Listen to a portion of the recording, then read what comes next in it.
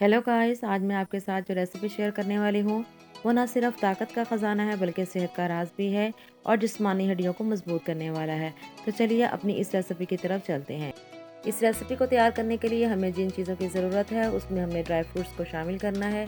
Dry fruits में कौन कौन सी चीज़ें शामिल होंगी, इसमें मैंने 1 प्याली काजू की ली है, चारों मगज़ हम इसमें शामिल करेंगे और इसके साथ साथ हम इसमें वाइट तिल भी शामिल करेंगे।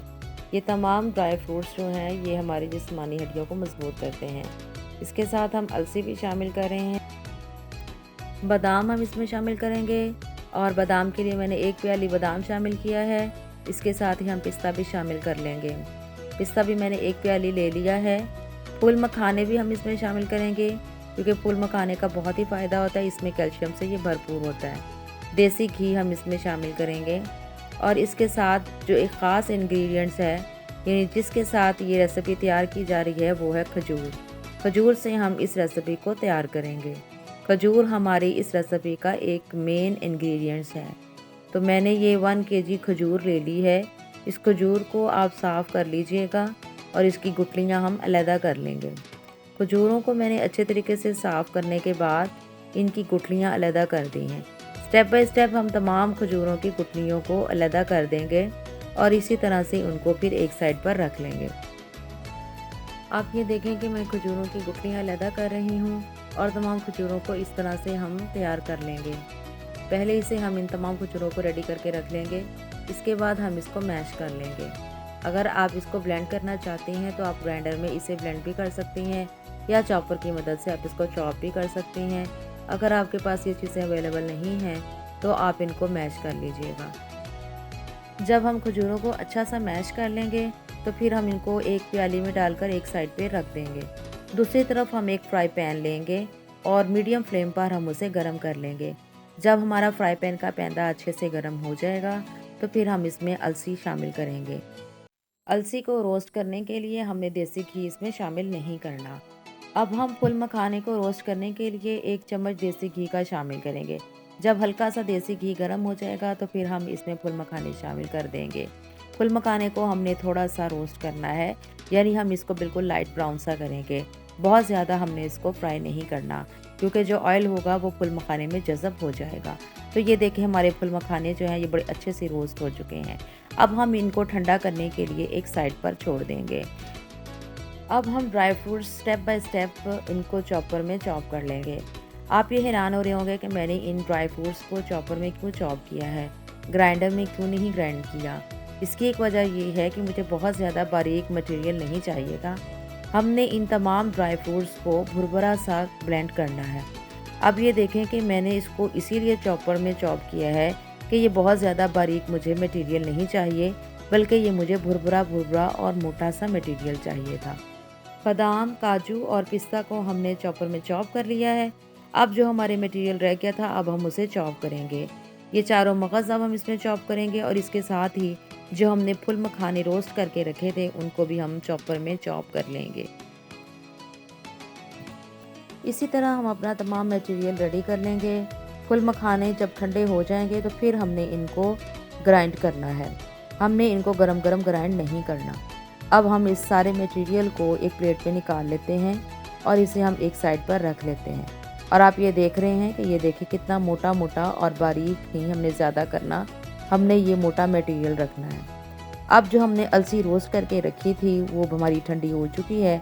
अब हम अलसी को एक मिक्सी के जार लेंगे और उसमें हम इसको पीस देंगे।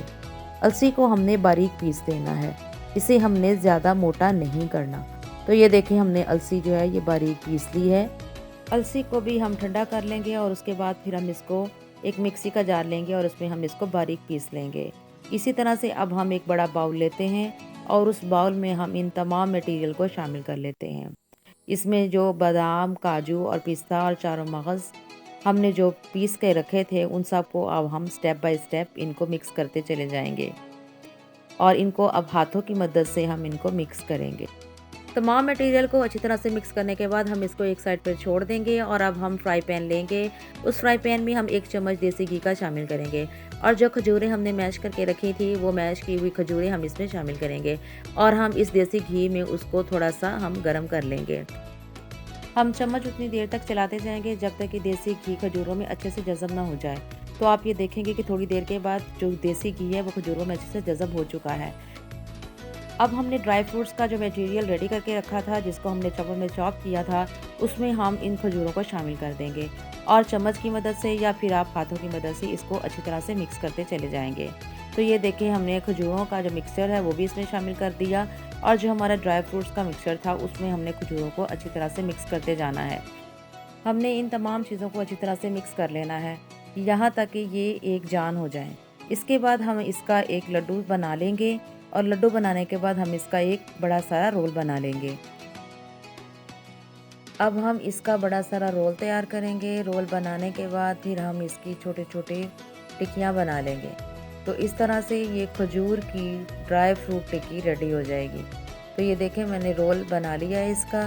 रोल बनाने के बाद हम इसको सेंटर से कट कर देंगे। सेंटर से कट करने के बाद आप ये देखें कि मैं इसको फिर एक टिक्की की शेप दे दूँगी। आप इसकी कोई सी भी शेप दे सकते हैं, आप इसके लड्डू भी तैयार कर सकते हैं, लेकिन मैंने चूँकि इसको रोल बनाया था, रोल बनाने के बाद फिर मैंने इसकी इस तरह से टिक्की की शेप दे दी। इसी तरह से हमारी ये खजूर की ड्राई फ्रूट टिक्की रेडी हो चुकी है।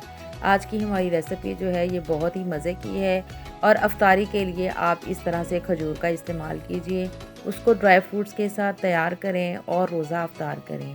यकीनन आपको ये रेसिपी हमारी अच्छी लगेगी।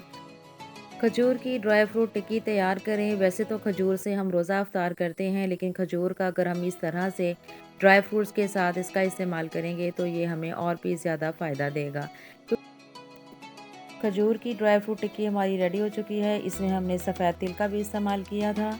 सफ़ेद तिल को हमने इसमें शामिल नहीं किया, बल्कि अब हम इसकी आखिर में कोटिंग करेंगे। तो टिक्कियाँ हमने बना के रख ली थी।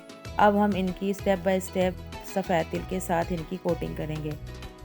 सफ़ेद तिल का इस्तेमाल भी हमें आमतौर पर अपनी ग़िज़ा में करना चाहिए, क्योंकि सफ़ेद तिल के बहुत से फ़ायदे हैं। इसमें भी कैल्शियम बेशुमार पाया जाता है। खजूर की ड्राई फ्रूट टिक्की हमने दो तरह से तैयार की है।